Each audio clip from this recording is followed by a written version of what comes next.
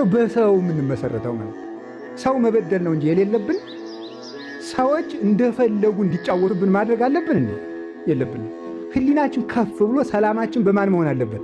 በእግዚአብሔር ነው መሆን ያለበት። ሰዎች ስለኛ በሚያስቡት ነገር እንዴት መከራችን እናያለን። እንንትን አምጠሉኝ እኔ በምድር ላይ እኔ ምንድነው መሆነው ሊያስብለን ይችላል። በየርኩበት ሰይጣን በር ነው የሚዘጋብኝ እንጂ አንድ የሚወደኝ ሰው የለም ሊያስብለን ይችላል። እንደዚህ ሲለምንድን ነው እንዴ? እግዚአብሔር ይወደናል።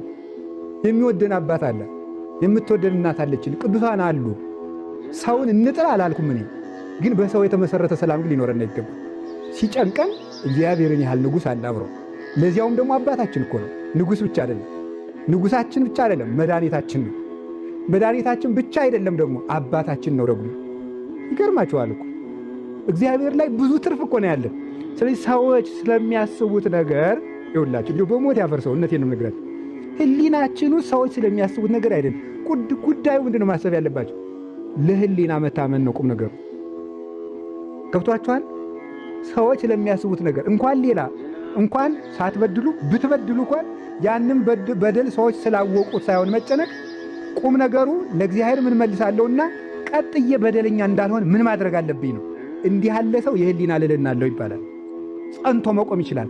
ከኃጢአቱ በላይ መሆን ይችላል። ዛሬ ቢበድል ነገ ላለመበደል መቆም የሚቻልበትን የአእምሮ ልዕልና ስላለው ማለት ነው። ያ ያልሆነ እንደሆነ ግን ሰይጣን በኃጢአት ላይ ጭንቀት፣ በጭንቀት ላይ ተስፋ መቁረጥ እያለ ከምድር አሰድዶ ይደፋል። እዚህ ኋላ ምንድን ነው የሚያደርገው? ሰዎች ሁሉ በእኛ የሚማከሩብን እስኪመስለን ድረስ ያደርሰን። ፍጹም አንደኛ ሊሆን አይችልም። እኛ ልብን አንመረምረን።